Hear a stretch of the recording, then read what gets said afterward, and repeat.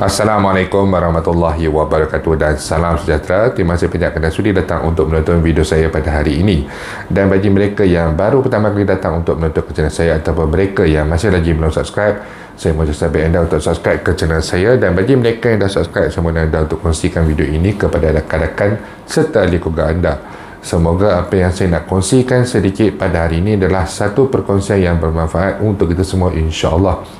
Okey, hari ini saya ingin berkongsikan sedikit bukan berkenaan dengan iCitra, tapi berkenaan dengan KWSP, yang mana kebelakangan ini apabila tuntutan untuk iCitra ini kurang disantuni, tidak berapa dilayan, hari itu kata tidak akan disambung dan sebagainya, ramai pencarum yang meluahkan rasa kekecewaan mereka.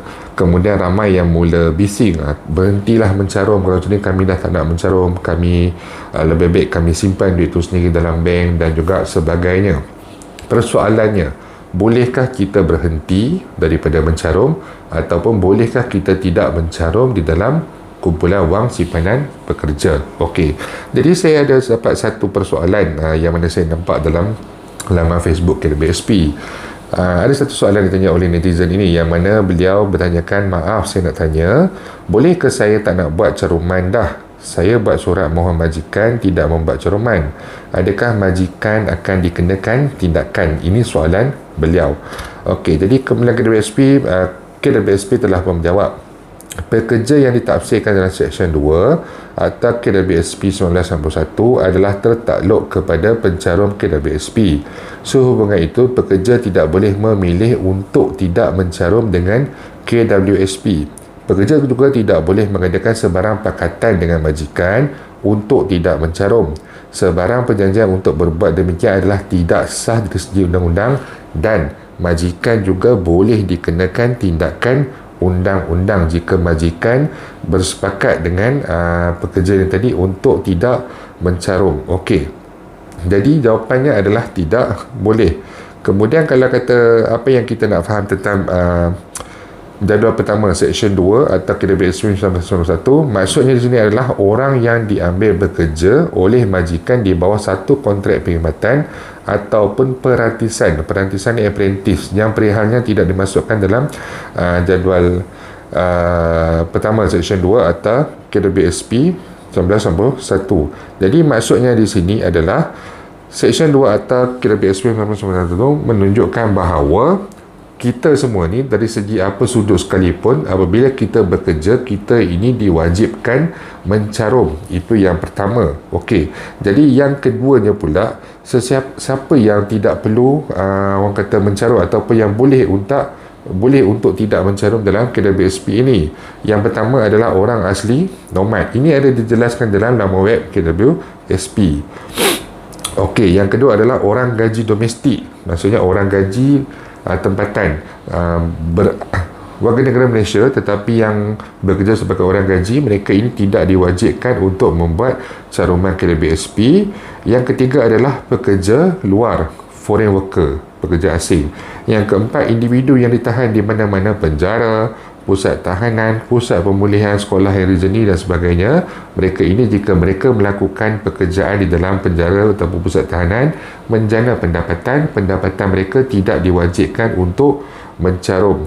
Yang seterusnya adalah anggota pentadbiran kerajaan, maksudnya government servant, tidak wajib untuk mencarum. Okey, yang seterusnya adalah individu yang diambil bekerja di luar Malaysia. Mereka ini bekerja di luar Malaysia, contohnya bekerja di syarikat oil and gas di Filipina atau bekerja di Qatar dan sebagainya. Mereka ini diberikan gaji di luar negeri, jadi mereka tidak perlu mencarum KWSP. Namun selalunya mereka ini perlu mencarum di dalam kumpulan wang simpanan pekerja negeri-negeri atau negara-negara berkenaan. Contohnya kalau di Singapura dia ada CPF, jadi mereka yang bekerja di Singapura ini selalunya diwajibkan untuk mencarum di dalam CPF. Okey, yang terakhir sekali adalah pekerja yang telah mencapai umur 75 tahun. Jadi bagi kita yang kebanyakan kebiasaan ini, orang kebiasaan yang kita bekerja kebiasaan seperti kita semua ini, kita sebenarnya tidak boleh lari ataupun kita sebenarnya tidak boleh berhenti daripada mencarum di dalam kumpulan wang simpanan bekerja. Jadi yang pertamanya, di sebalik segala kekecewaan pencarum berikutan isu iCitra ini, pencarum tidak boleh berhenti, malah majikan saya tidak boleh berpakat kerana majikan akan boleh dikenakan tindakan undang-undang jika majikan bersepakat dengan pencarum ini tadi untuk menghentikan caruman. Okey, yang keduanya, ada juga yang di luar sana yang contohnya bekerja dan mendapat gaji hari ataupun saya tidak mahu menyebut apa jenis pekerjaan dan sebagainya, tetapi ada juga yang memilih untuk tidak mencarum. Contohnya gaji dibayar sebanyak RM1,000 sebulan. Jika caruman sebanyak 11%, maksudnya beliau akan menerima gaji kurang RM110. Jadi beliau akan menerima gaji sebanyak RM890. Jadi dia kata dekat majikan dia, bos, tak payahlah potong KWSP sebab saya nak gaji penuh, dia nak gaji banyak. Jadi bila dia dapat gaji RM1,000 tu, dia rasa seronok sebab dia kata tak payah mencarum, dia dapat gaji penuh. Memang betul di situ ada keseronokan yang akan dirasai sebab kita ada beza RM890 dengan RM1,000. Contohlah RM1,000 tu lebih besar yang kita nak itu. Tetapi kita di luar sana yang mana yang mungkin masih lagi belum mencarum, anda harus ingat, apabila anda pilih untuk tidak mencarum, maksudnya majikan tidak perlu mengeluarkan wang tambahan sebagai share majikan untuk dicarumkan di dalam akaun KWSP. Sebagai contoh, jika gaji anda RM1,000, RM110 perlu dicarumkan di bahagian share pekerja. Manakala majikan pula perlu membayar sebanyak 13 hingga kepada 16% share majikan. Maksudnya majikan belum mengeluarkan contohnya RM160 tambahan. Jadi kalau ikutkan daripada RM1,000 yang anda perolehi, sebenarnya majikan untuk seorang pekerja dia perlu mengeluarkan kos daripada gaji dan juga KWSP ni sebanyak RM1,160. Sebab tu banyak juga majikan di luar sana yang apabila pekerja mereka memilih untuk tidak mencarum, mereka lebih suka dan mereka sangat bersetuju dan sangat mengalu-alukan ataupun mereka willing ataupun sanggup untuk memberikan gaji lebih sikit, RM50, lebih RM100 dan sebagainya, kerana mereka tidak mengeluarkan jumlah yang lebih besar untuk share mereka terhadap pekerja berkenaan. Ini adalah sesuatu yang sebenarnya merugikan pencarum tersebut kerana majikan dapat menjimatkan wang mereka dengan lebih banyak. Yang keduanya, kita tidak mempunyai caruman untuk wang persaraan kita, yang mana sepatutnya kita punya portion 11%, majikan punya portion adalah sehingga 13 ataupun 16% macam tu. Jadi sebenarnya kalau ikut kita ada caruman, jadi sebenarnya kita ada simpanan sebulan RM240. Sedangkan kalau kita ambil gaji penuh dan majikan kita tidak mencarum, kita tidak ada apa-apa simpanan untuk hari tua. Dan yang ketiganya, kebaikan mencarum ini adalah daripada contoh tadi RM240 selama setahun, jadi kita akan dapat RM2,600-RM2,700 lebih. Apabila masuk kepada tahun berikutnya, tahun yang sebelumnya akan dibayarkan dividen. Jadi ada lagi wang tambahan. Kalau kata caruman kita berjumlah RM3,000 sebagai contoh dan dividen 5%, jadi kita akan mendapat dividen sebanyak RM150 tambahan berbanding dengan kalau kita tidak mencarum dan sebagainya.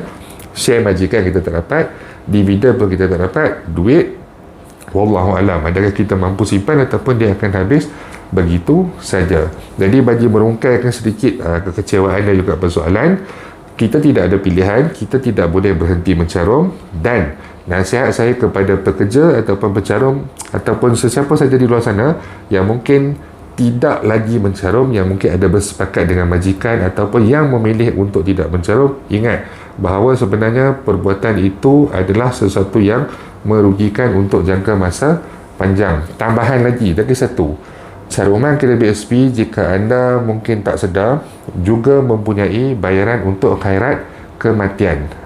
Khairat kematian ni adalah satu, orang kata, wang tambahan sebenarnya jika berlaku kematian terhadap pencarum ini sendiri.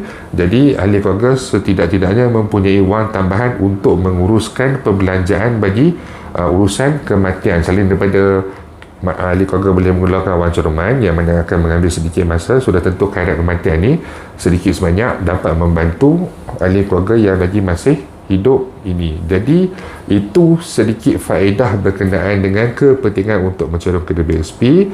Dan lagi sekali saya tekankan bagi mereka yang memilih untuk tidak mencarum, saya nasihatkan anda untuk mencarum dan pastikan majikan anda juga membuat caruman pada bahagian share majikan mereka ke dalam caruman anda. Sentiasa semak di kios KWSP ataupun daftar akaun KWSP untuk memastikan bahawa caruman anda dan juga caruman majikan masuk ke dalam akaun KWSP anda. Itu saja yang saya nak kongsikan sedikit pada hari ini. InsyaAllah jika ada sebarang perkembangan terbaru, saya akan berkongsikan kepada anda semua kelak. Dan bagi mereka yang mempunyai sebarang persoalan, sebarang komen atau sebarang masalah, anda boleh utarakan di ruangan YouTube ataupun di ruangan Facebook saya. InsyaAllah kita akan jumpa lagi. Jangan lupa untuk share, jangan lupa untuk subscribe. Assalamualaikum warahmatullahi wabarakatuh.